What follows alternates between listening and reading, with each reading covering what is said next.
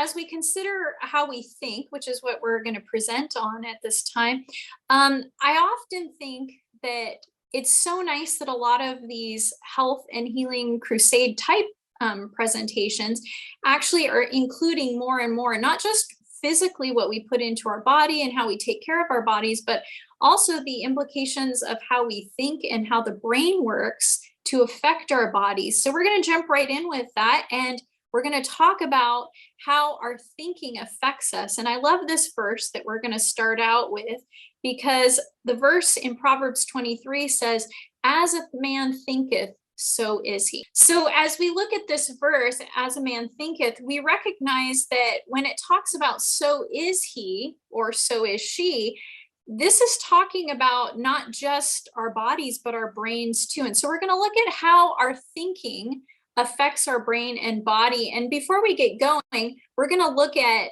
again, I mentioned this last year, but just as a recap, every single one of my clients comes to therapy for two reasons. One, they come because of their behaviors. They're doing things that they don't want to do. They're not doing the things that they should do. And also, they're also having the effects on their feelings too. And this is probably the most powerful one that causes people to go to therapy is, I'm not feeling the way I want to feel, and I don't want to feel depressed. I don't want to have this anxiety that I'm experiencing over and over again.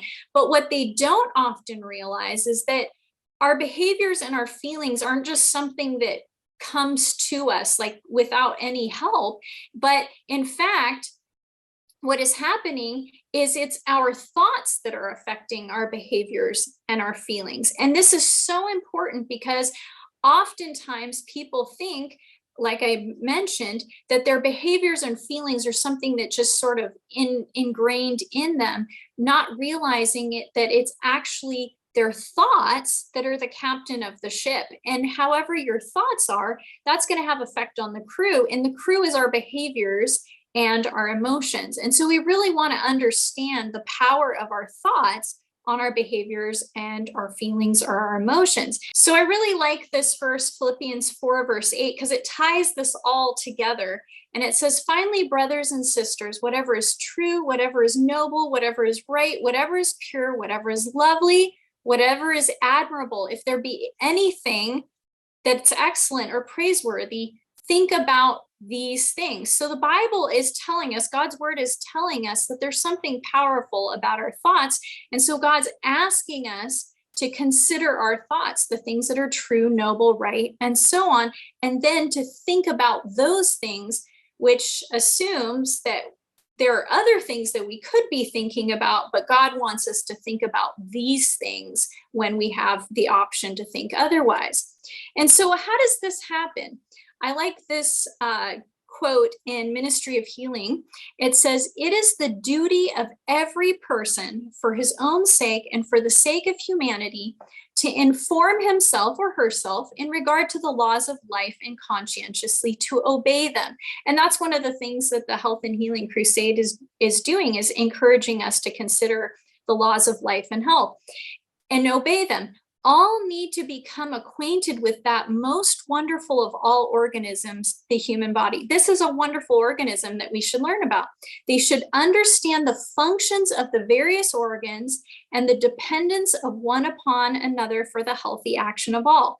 They should study the influence of the mind upon the body and of the body upon the mind, and the laws by which they are governed. So you're learning a lot about the body, but I'm going to focus specifically how our mind, and more specifically our thoughts, affects both the mind and the body. So yes, our thoughts are in the mind, but our thoughts also affect the mind, which affects the brain and also affects the body, because the body is involved with the brain, or the brain is involved in the body. It's part of our body. So thoughts can change our brain. Let's look at how the brain is affected, specifically that organ, the brain, is affected by our thoughts. So the first thing we're going to look at is chemistry. How is the chemistry of our brain affected by our thoughts? Well, as you can see here in this picture, the chemistry of our brain is actually shown by these two PET scans. And one shows you the brain of a depressed person, and one side shows you the brain of a not depressed person. Now, I don't want you to get too hung up on how the two are so different, except you'll notice that there's an increase of blue and green colors, and then there's a decrease of yellow and white areas, which shows brain activity versus inactivity. So the depressed brain has a lot of inactivity, that's represented by the blue and the green, while the not depressed brain has a lot of activity through the white and the yellow. And one of the things you'll notice, though, is with the depressed brain, the only area that's really lit up is the limbic system. And what that means is the limbic system is responsible for our feelings. So you see a lot of emotion in the depressed brain, which is how we become depressed, but you don't see a lot of activity in the frontal lobe, the part of the brain that discerns and has logic and reasoning. And so even when we look at these scans, we can see that the thinking affects this. Now, most people, when they look at these PET scans, they go, oh no, I'm depressed. That's what my brain looks like.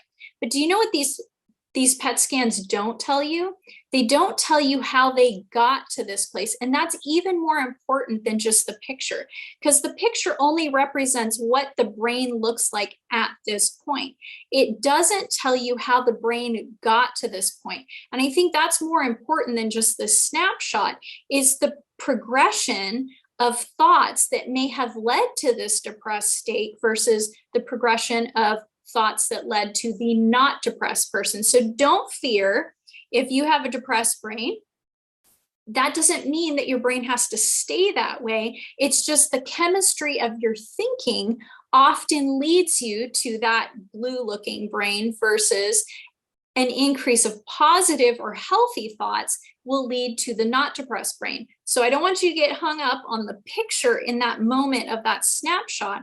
I want you to consider, how did the chemistry change because of the person's thinking? So we're going to look at that a little bit, because when it comes to chemistry, what happens is neurotransmitters are involved in that. So as we look at that a little bit more, we can see these neurotransmitters, and you've probably heard of some of these, like adrenaline and noradrenaline, or in cortisol and stuff. You've probably heard of that, even dopamine, serotonin. All of these things, if you don't know this, our thoughts actually can affect the chemistry of our brain, and these all include the chemistry. So as I have healthy, rational, realistic, positive thoughts, it increases the good neurotransmitters in a healthy balance, of course, because even the good ones can be bad if they're out of whack. And it decreases or keeps in check or balance even the ones that affect me in a negative way. So our thoughts actually have the ability to change the chemistry of our brain. It's not just what we eat or what we drink or whatever we put into our body. It's also the thoughts that we have has the ability to change those neurotransmitters to increase or decrease them. Well, let's look at this a little bit through a study. I'm sure some of you have heard of the ACEs study. It stands for Adverse Childhood Experiences. And this study was done in 1995 by the CDC and Kaiser Permanente in Southern California, close to San Diego. And these ACEs referred to 3 specific kinds of adversity that children faced in their home environment, various forms of physical and emotional abuse, neglect, and even household dysfunction, or we might call that toxic stress. There's a 10-question survey. You can even go online very easily and find this ACEs quiz. And they found that the effects of excessive activation of stress response systems on a child's developing brain, as well as the immune system, metabolic regulatory systems, and cardiovascular systems. So all of these things were affected, not just by the stress that these things had on a child's developing brain, but also the way the child thought based on those adverse experiences that they went through, and thus affecting their brain and their bodies. but this one's specifically the brain. So let's look at how this affected. The first thing we're going to look at is, well, the second thing we're going to look at after chemistry is structure. But the first thing within the structure, we're going to look at the DNA. So our DNA actually changes based on our thoughts. So let's look at this. There was a man by the name of Dr. Bruce Lipton, and he looked at this, how this DNA structure changed. And he says, and you can look at the bold section there, gene activity can change on a daily basis. If the perception in your mind is reflected in the chemistry of your body, that's basically just saying the way you think about things or believe about things. That's what we're talking about when we talk about perception. It is actually reflected in the chemistry of your body. And if your nervous system reads and interprets the environment and then controls the blood's chemistry, then you can literally change the fate of your cells by altering your thoughts. And then he goes on to say, in the simplest terms, this means that we need to change the way we think if we are to heal cancer. The functions of the mind is to create coherence between our beliefs and the reality we experience. What that means, and he was specifically talking about cancer in this, but this affects all kinds of areas of the body. What that means is that your mind will adjust the body's biology, even the brain biology, and behavior to fit with your beliefs. If you've been told you'll die in 6 months and your mind believes it, you will most likely die in 6 months. This is a sad fate for those of us who believe these things. I remember talking to my grandfather many years ago when he was talking about or sharing with us how he had been in a Japanese internment camp in China back in the war. And when he experienced this, he remembered that there was a lot of people who came into that, especially men who came into the internment camp, who pretty much gave up. And he specifically brought up 2 men that were in his camp area, or in his barracks, if you want to call it that, who walked in, laid down on their beds in their bunks, and rolled over and literally didn't wake up after that. They had, in essence, died because what was the mindset that they went into? And we know from the research that when your mind gives up, when your thoughts give up, it actually has an effect on your brain. And what's the captain of the body? It's the brain.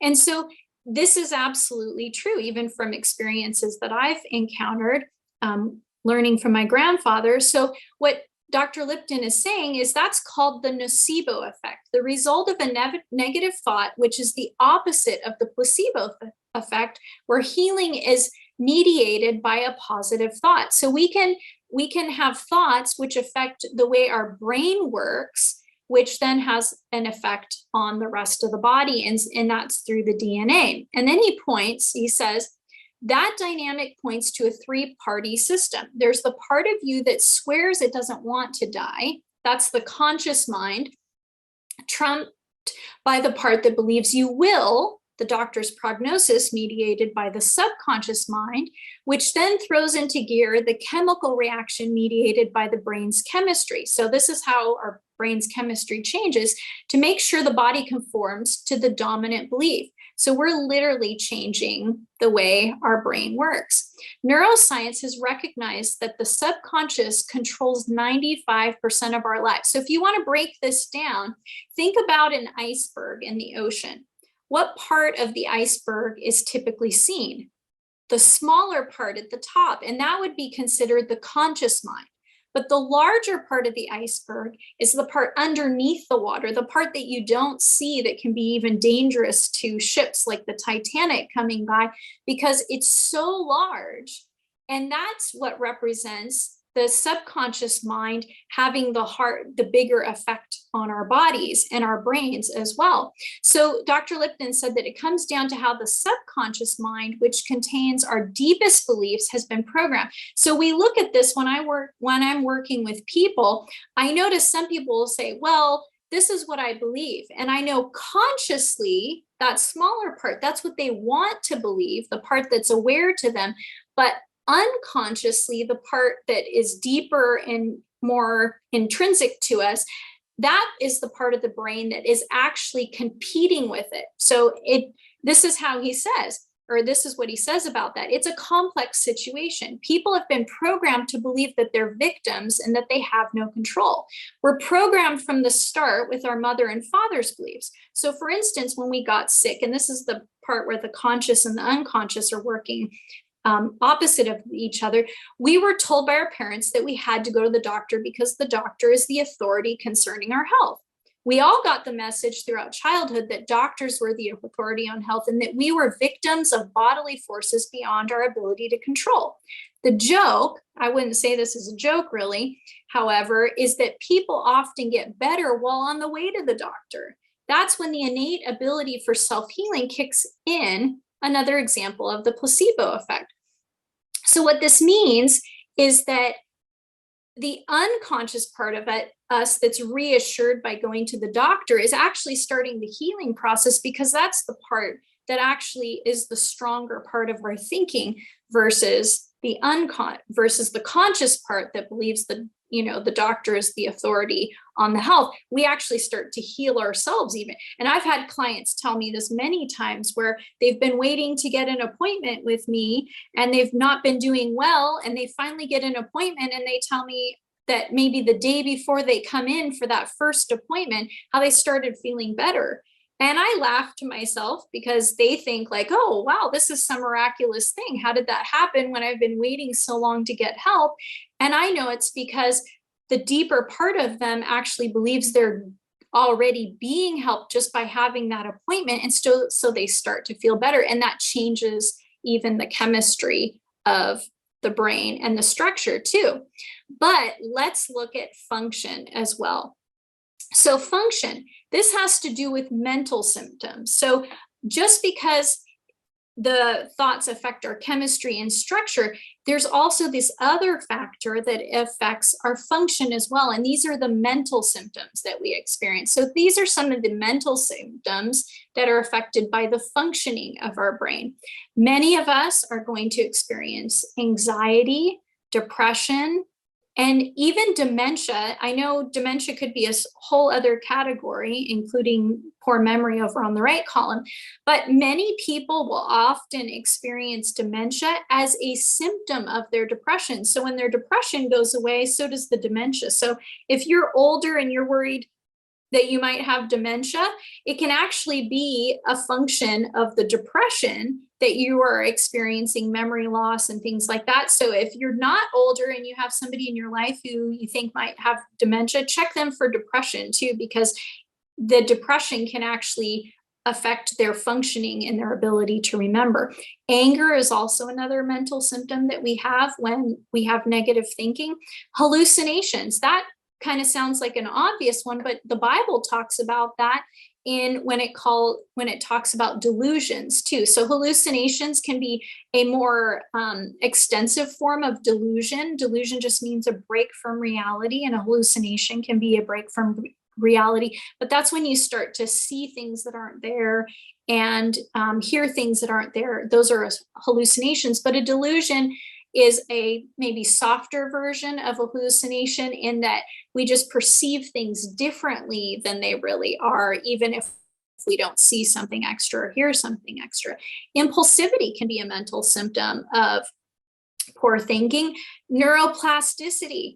Neuroplasticity is a great topic that I love to talk about, because neuroplasticity suggests that our brain is malleable. Neuro, it has to do with the brain. Plasticity has to do with the functioning of the brain and its ability to change over time. But that's a good thing and a bad thing. You can develop neuroplasticity to change your brain for good, but you can also change it for bad too. So we want to encourage ourselves to have the right thoughts, because we want positive neuroplasticity, not negative neuroplasticity.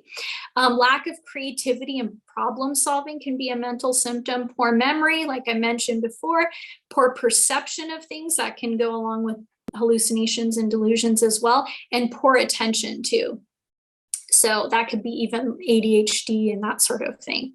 So what we want to remember, though, in 2 Timothy 1:7, it says, "For God has not given us a spirit of fear, but of power and love and a sound mind. So when we're tempted to think those anxious or depressing thoughts, that can be the spirit of fear. Where does that come from? Well, if God hasn't given us a spirit of fear, then maybe that's from the evil one, and we don't want to believe him. But God says instead that he's given us power over those negative thoughts. Love. Sometimes, what does the Bible say? Perfect love casts out fear. So if God hasn't given us fear and he's given us love, that love keeps us from fearing. When we love somebody, we don't have to fear them and what they can do to us. And also a sound mind. I love that. For anybody suffering with negative thoughts or anxious thoughts, know that you can actually have a sound mind.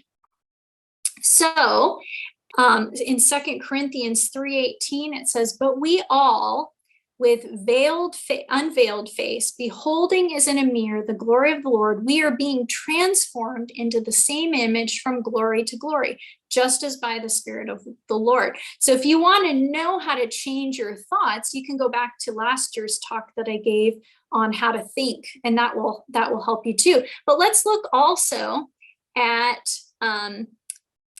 how it changes our body. But remember, it's by beholding whatever we behold, whatever we focus on, that is what transforms us. And that's what we want to do. So God promises that we can be transformed, but we have to behold the right things. We have to behold the right thoughts. We have to behold the positive things, the true, the helpful, the honorable, the noble, the good things, and that's what transforms us. So I say we're going to go to the body now. We've talked about the brain, so let's see how our thoughts actually affect the body.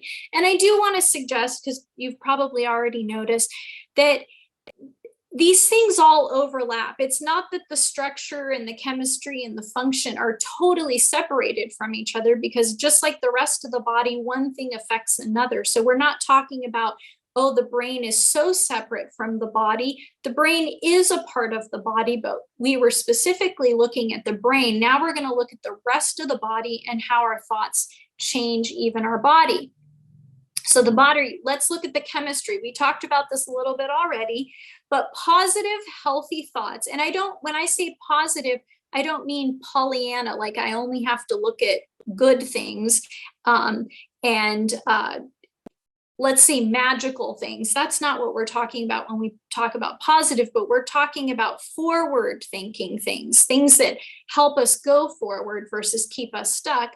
So positive, healthy thoughts cause positive, healthy changes in our bodies, just like negative, toxic thoughts cause negative and toxic changes in our bodies. And we did look at the ACEs already. That's probably one of the most famous studies of how our thoughts affect our thinking, and even things that we've gone through affects our body. But in this study, it also showed that 2/3 of middle class individuals, remember, this is a study that was done in the San Diego area. So 2/3 of even middle class, so we're not talking about lower socioeconomic, we're talking about middle class people, have at least one adverse childhood experiences that they've gone through, according to the study, and 1/4 experience 3 or more. So what does that do to the body when you've experienced these? There's a very strong correlation between the more adverse experiences that you've had in childhood and the greater chance of poor outcomes later in life, including increased risk of heart disease, diabetes, obesity, depression, substance abuse, smoking, poor academic achievement, time out of work, and early death. And the important part of this is that it's after they looked at every other precursor to these things. So these are not people that just have a history of these things in their family. They already looked for that as an option of being a precursor. This is separate. So when you separate all of the precursors and you just look at how the person's thinking has been affected by those adverse childhood experiences, these are the things that are affected. So these heart disease, diabetes, obesity, depression. But the interesting thing is they also learned that not everyone is affected by their ACEs. So just because somebody has experienced 3 or more of these things, and these are things like a parent going to prison, these are things like being sexually abused as a child, these are things like having a parent be abused by another parent, those sorts of things, they noticed that not everyone was affected by their ACEs, these childhood experiences, due to resiliency skills. That means the way we think about our circumstances when they happen and after they happen. So the thoughts actually affect these heart disease, diabetes, obesity, and so on, and depression, more so when we think about those things as having a greater effect on us. So this is why it's so important, our thoughts. So you can look at this another way as negative thinking increases cortisol, which increases chronic inflammation in the body, which increases all these things like autoimmune disorders, cardiovascular disease, all types of cancers, neurological diseases, diabetic complications, pulmonary disease, bone and joint disease, and metabolic disorders. And it's interesting because when I work with people, I notice a lot of them, when they have things like depression and anxiety, they also tend to have a long list of bodily issues that they're experiencing too. And one of the things that happens when they change the way that they think about their circumstances or their past is those often go away. It's like they're so associated with the thoughts that when they change the thoughts, the body starts to heal itself. It's relieved of all of that extra stress and it starts to heal itself. So let's look at the structure too. This is another one of my favorite topics, epigenetics. So epi just means above. That means beyond just our genetics. And this is an important study because when I do assessments with my clients, a lot of times I'll ask them things like, oh, do you have a mother or father that experiences depression because they experience depression or anxiety? And I know what they're thinking is like, oh man, yeah, my mom has depression, my dad has depression, so obviously I'm going to have depression. But when I ask that question, I'm not just asking because I want to know if they have some genetic proponent to them having depression or anxiety. I'm asking because I understand too that by watching how my parents deal with depression and anxiety, that often sets me up for learning to deal with those things the same way. So our genes are not deterministic. They don't dictate an inevitable fate for us. Our genes are just a blueprint, but they have to be turned on. That genetic blueprint has to be turned on. It's kind of like a switch. So your genes need to be told what to do. And the proteins created by your thoughts and beliefs, in addition to the food and the environment, I don't want to say that those aren't a part of it.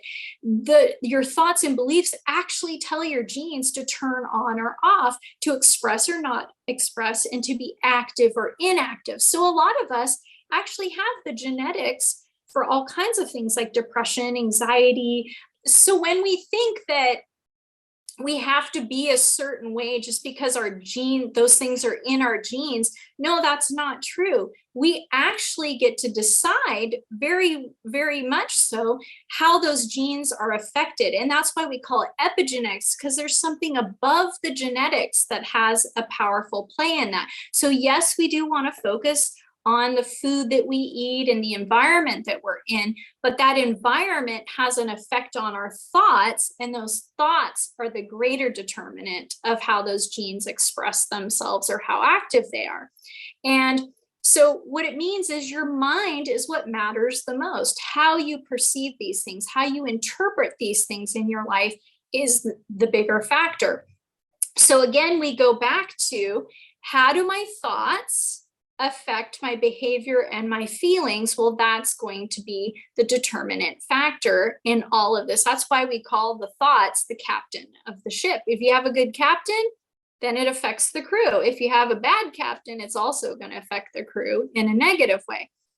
And I love this verse, Romans 12, verse 2. It says, "And be not conformed to this world, but be ye transformed by the renewing of your mind, that ye may prove what is that good and acceptable and perfect will of God." So we want to know the will of God, but we don't want to be conformed to this world. And as we're being transformed, what are we focusing on? We're going to be transformed depending on the way that we think about things. And the way we think about things determines how conformed we are, whether we're conformed to the world or whether we're conformed to the will of God. So let's look at function now.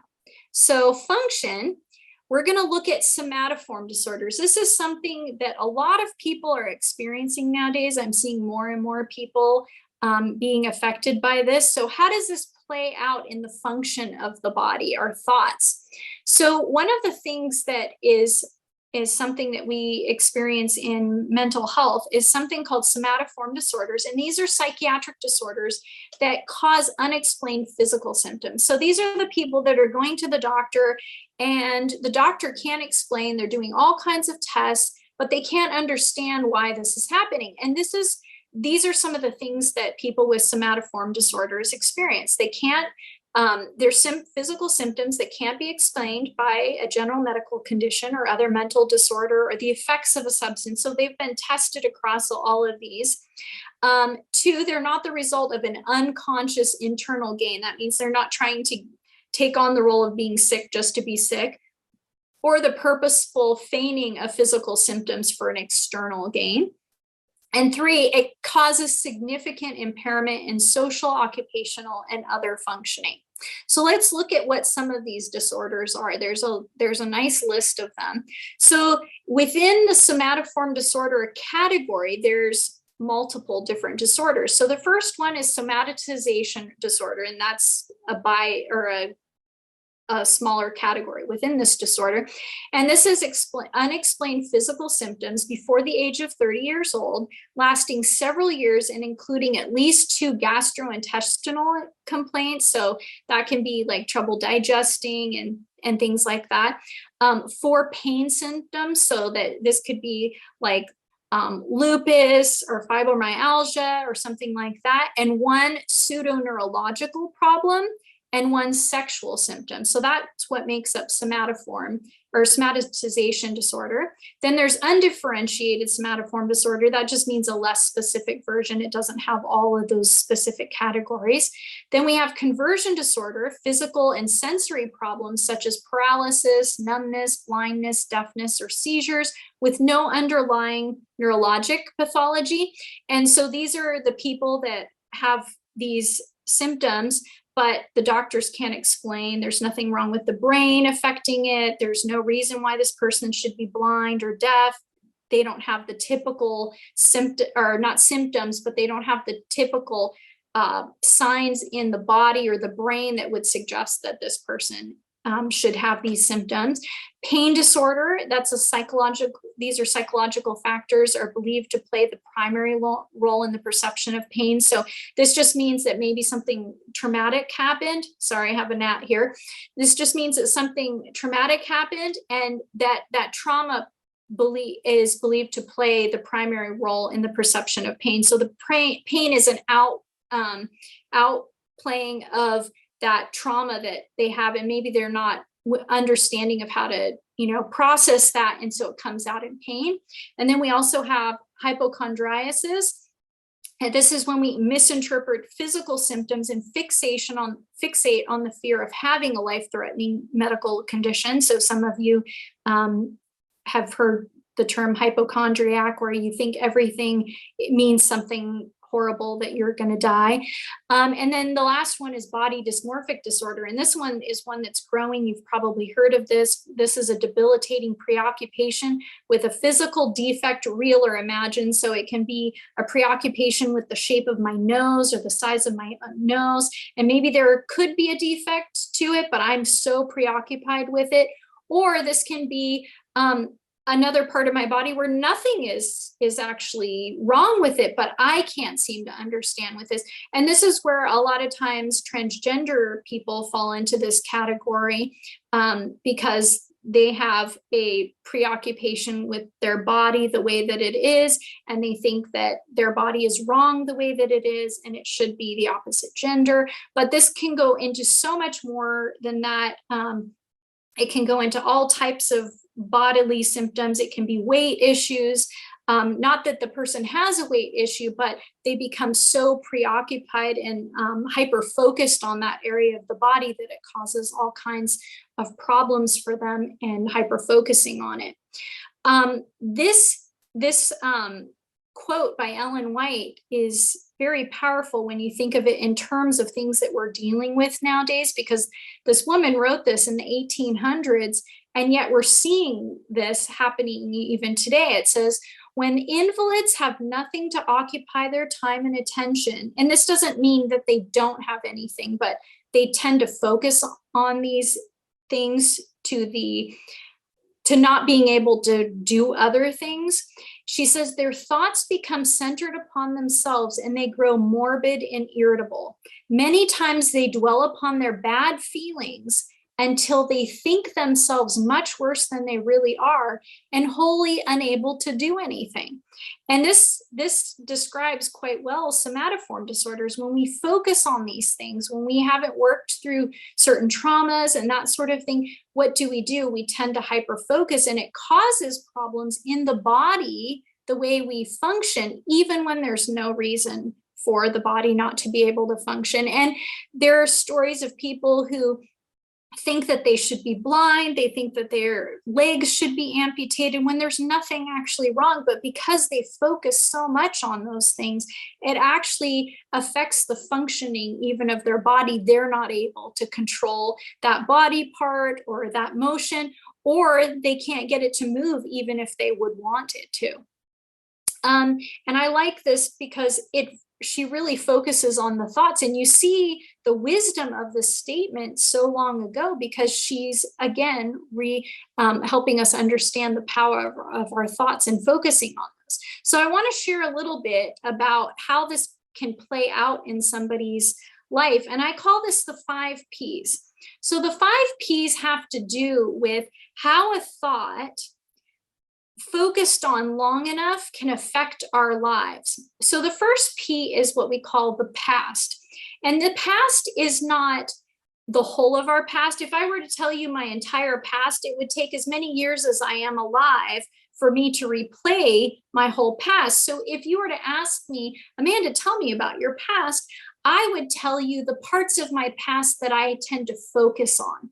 So when we talk about our past, it's a partial summary. You could call it like the Reader's Digest version. But the interesting thing about my past, if I'm to tell it to you, is it's largely focused on the things I focus on. So it could be that time when I was little and I wanted a doll for Christmas, but I didn't get that doll. And I focused on that for a long time, so much so that that's one of the things I tell you about my past.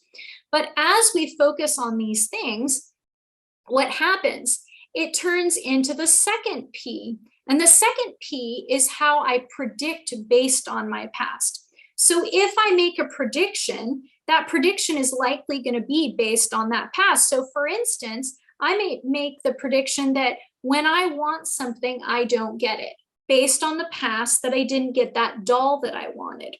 For some people, if I have a past of being bullied, what do? I predict that people aren't safe. And so how does that affect me? Well, that affects me with the third P, and that is I start to project whatever I choose to believe or predict based on that partial summary, my past. I'm going to start to project. Well, what does a projector do? A projector takes, just like you're watching my screen right now, if I have that screen, but I hook it up to a projector, that projector is going to take that picture, and not only is it going to blow it up, but it's going to put it over there, right? And so the same way, whatever my predictions are based on my past, I'm going to project that out onto the world. So for instance, if I believe that I never get anything I want, that's the prediction based on the past that I didn't get the doll that I wanted when I was a kid, then what am I going to project? I'm only going to look at the places in my life where I've been disappointed because I didn't get what I want. Now, this is the sad thing about projection. We don't project good things if we predict bad things. So if I predict that, I don't get what I want, I'm not going to project, oh, look at that time that I got something I wanted and I got it. I'm going to focus on the times that I don't get things, because that's the point of projection. It's taking that picture, that prediction, and blowing it up onto things. The same way if I believed that, people were unsafe because I've been bullied in the past. Well, now I'm going to look at every single person in terms of the way they might be hurting me versus just neutral situations. I had somebody not too long ago tell me that when they go to Costco, that they always get hit with a cart.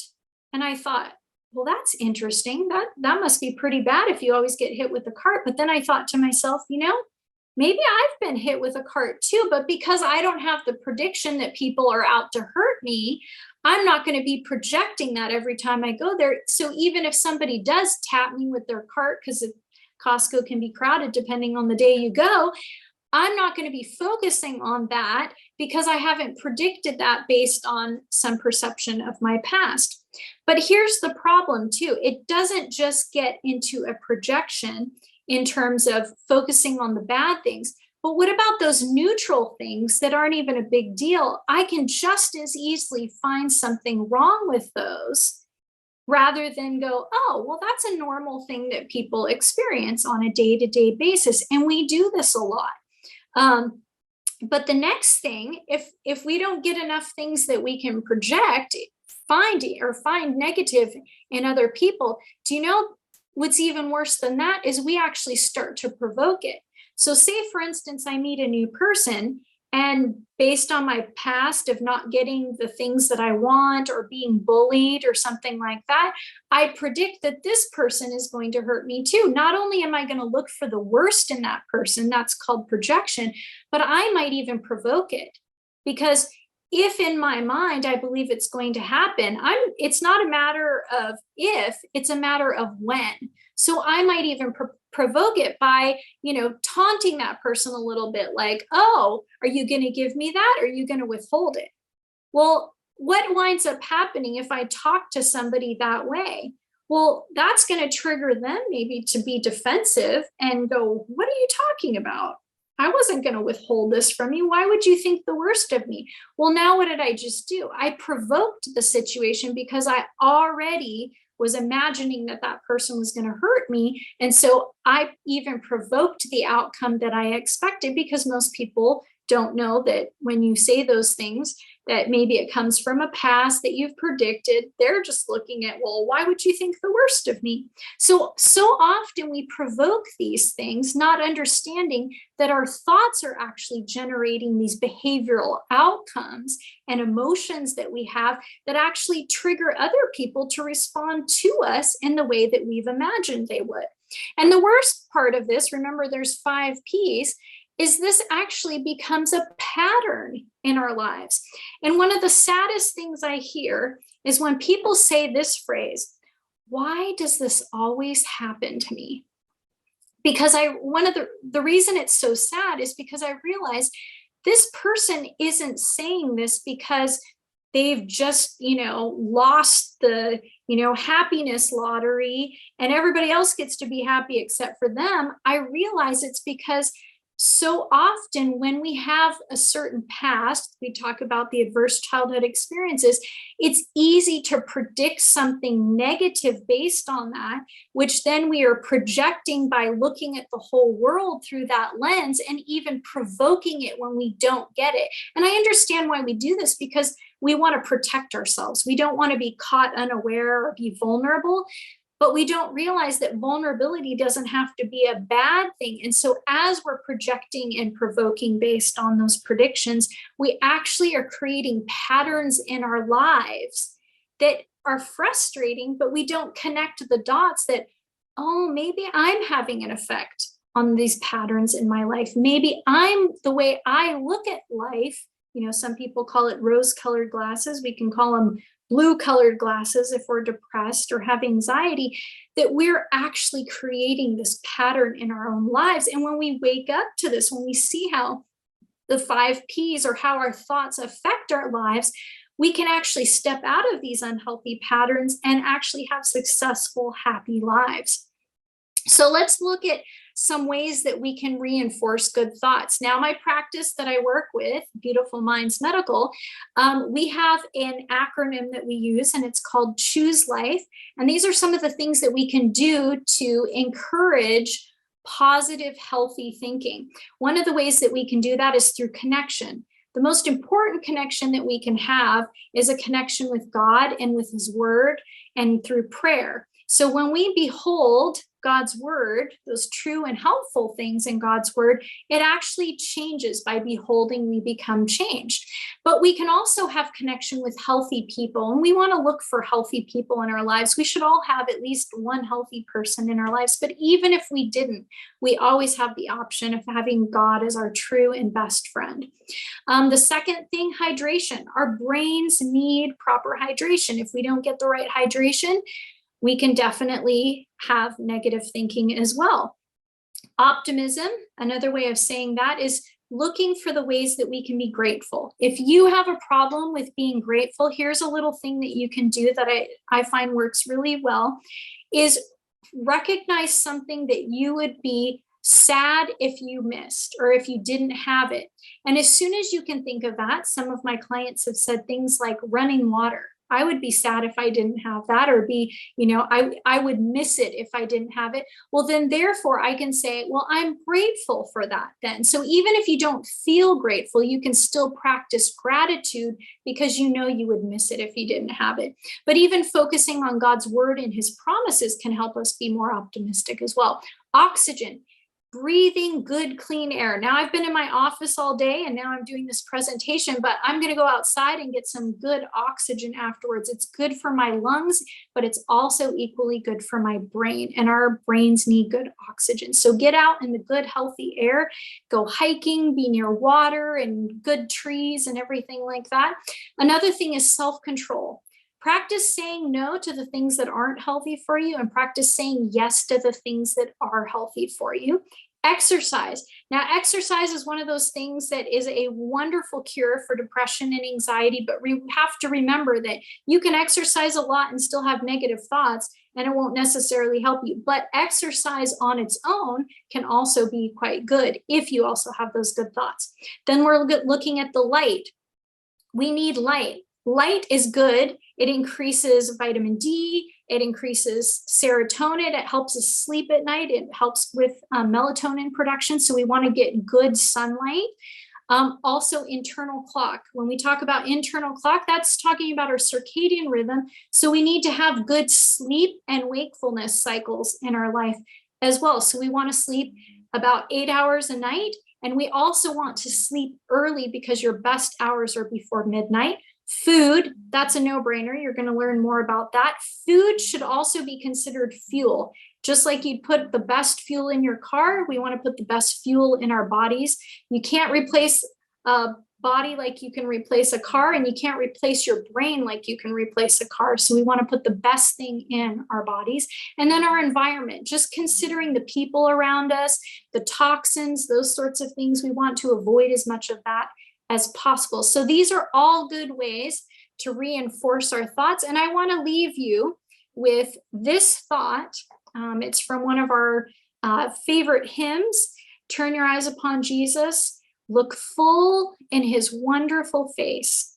And the things of earth, these are assuming the not so awesome things that we have to deal with in life, the struggles, the circumstances, the people even, and the things of earth, those things will grow strangely dim and the light of His glory and grace. So we want to focus on God's glory, Jesus's glory, and we want to make those our utmost forward-thinking thoughts.